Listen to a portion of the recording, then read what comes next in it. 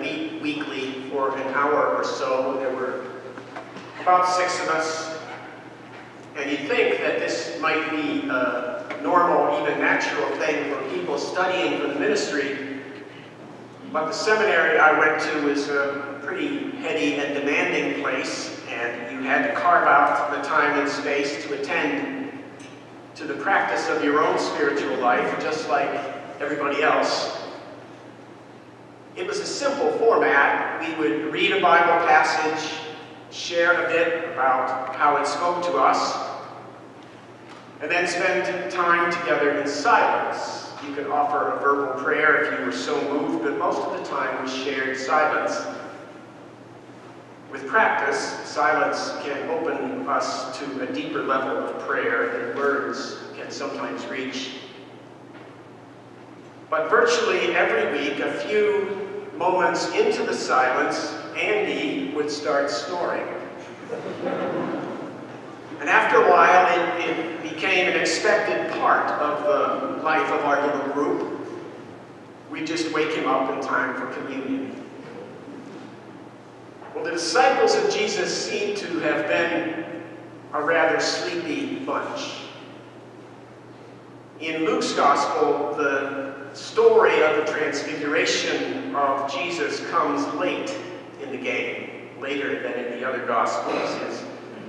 His disciples have been with him, following him for nearly 3 years now. Things are now picking up in intensity. The crowds around them, the desperate need, the hunger, the sickness, and now the resistance that they were encountering from the religious authorities as well.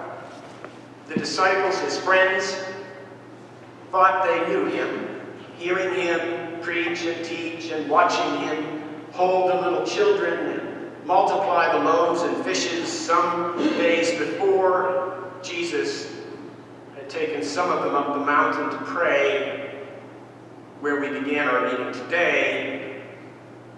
Jesus had invited a conversation with them about who people thought he was, what was the buzz out there about him. And they weren't able to answer right away. Some people thought he might be John the Baptist returning from the grave. Others thought he was Elijah or another of the prophets risen from the dead.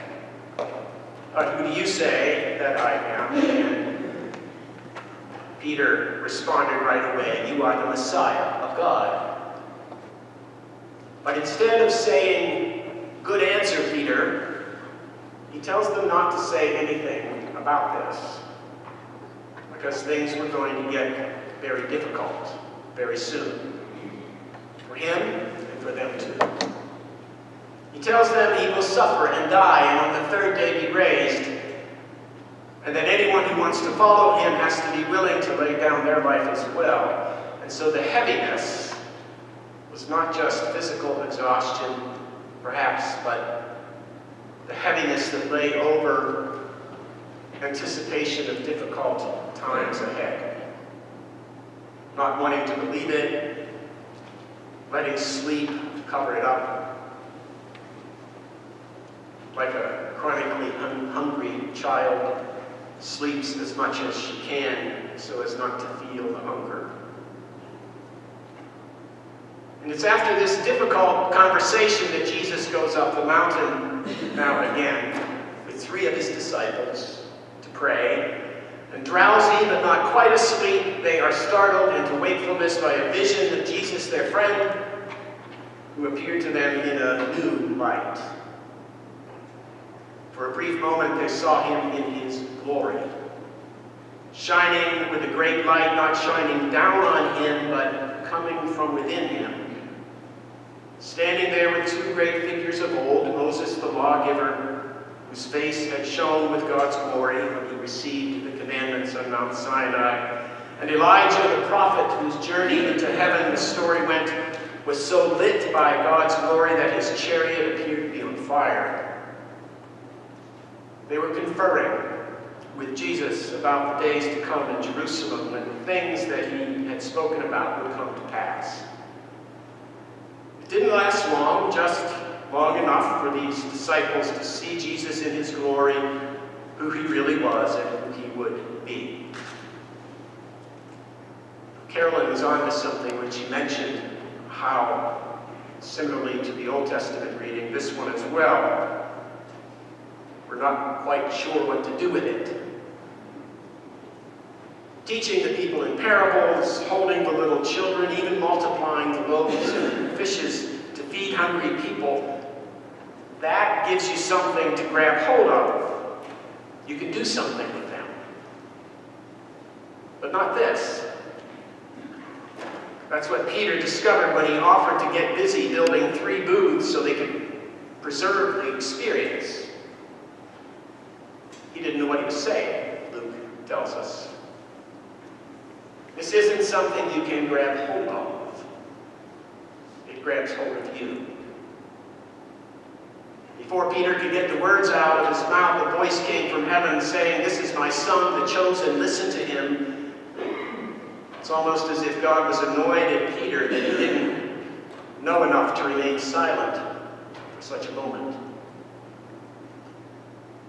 It's what many believers have done, is it not, with a deeply spiritual experience. And what tempts us all when it comes to what touches us or moves us or has inspired us in faith. Carve it in stone. Build shelters to preserve it. Make rules. Harden our traditions. And say, we've always believed this way, done it this way, or said it this way. Take the experience and make it into something we can hold on to. Something that won't change, and best of all, perhaps, won't change us either. And pretty soon we're sleepwalking again. The heaviness, the spiritual drowsiness sets in, and we're unaware of the glory. And pretty soon the church may start thinking it's all about the structure of an organization, arranging things and managing things and getting things done, unaware of the glory. Pretty soon it's about what we can get out of it, rather than how the glory of God would transform us. You've heard me say each time that we've received and welcomed new members into this fellowship that this place will never be the same again because of their presence. And that's because as people become part of this or any community of believers, their journeys, their stories are joined with ours. We won't expect them to do everything in the ways we've always done them, to believe everything in precisely the same ways we've always believed. We won't put up tents or carve anything in stone, but instead, we stand for our moment of wonder at what God has done. Look at what God has done. Before going back down the mountain, tend to the work that we've been given to continue on the journey of following Jesus in our everyday lives. It won't be about how you fit in, but about how we all are changed and how we are changing by the glory of God revealed in ways we are awakened to by the Holy Spirit. Sometimes in nudges, sometimes in whispers, sometimes with pushes, sometimes shouting us out of our slumber into the glorious light.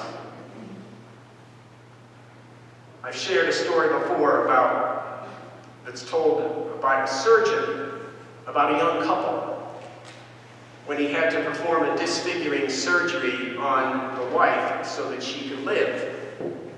He removed a small malignant tumor from the side of her face, and he had to cut a nerve to do so. And as a result, the young woman would never be able to smile on one side of her face again.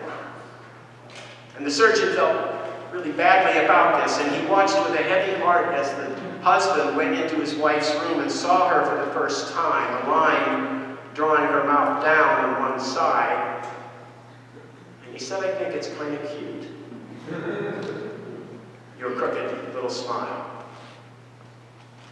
And as the husband twisted his own lips to meet hers in a kiss, the doctor said he had to look away from these two young people as if the light were too much for him to bear. All the earth, all of creation, broken yet beautiful, full of the presence and the glory of God. We don't have to climb a mountain to find God, but we might need to turn off our devices long enough to notice, to listen to him. Like our ancestor Jacob, who said, "Surely God is in this place, and I did not know it. This is my son, the chosen. Listen to him." As we are awakened to the glory of God, we don't really know what to do. It is disorienting, like being awakened from sleep. We're shaken from the drowsy illusion that our lives are in our own hands or of our own making. We can't capture the glory for ourselves, for as soon as we try, it's gone. But we are changed. And maybe we can't maintain that same level of spiritual adrenaline all the time, but we know who has changed us and who has saved us. We know that his is the voice we need to listen to, and that his voice is accessible and dependable as we listen for it and as we turn toward it.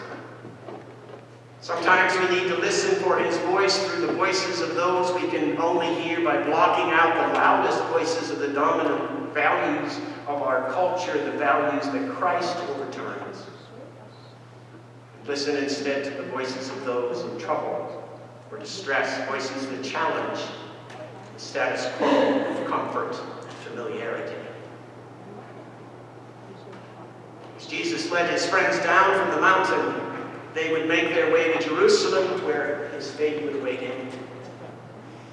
And in the Garden of Gethsemane, they would fall into drowsiness again, to be awakened by his being handed over to those who would bring him suffering and death.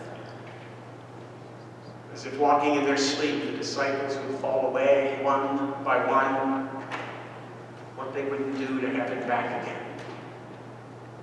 But it was out of their hands, out of their control. We enter the season of Lent in a few days, the season that marks Jesus' journey to the cross. It's a time to practice our listening skills, a time to examine how it is we aren't fully awake to the glory of God. But we do so knowing that even as we walk through our own valleys and the glory of God has risen upon us, and that things will never be the same again. To that glory of God.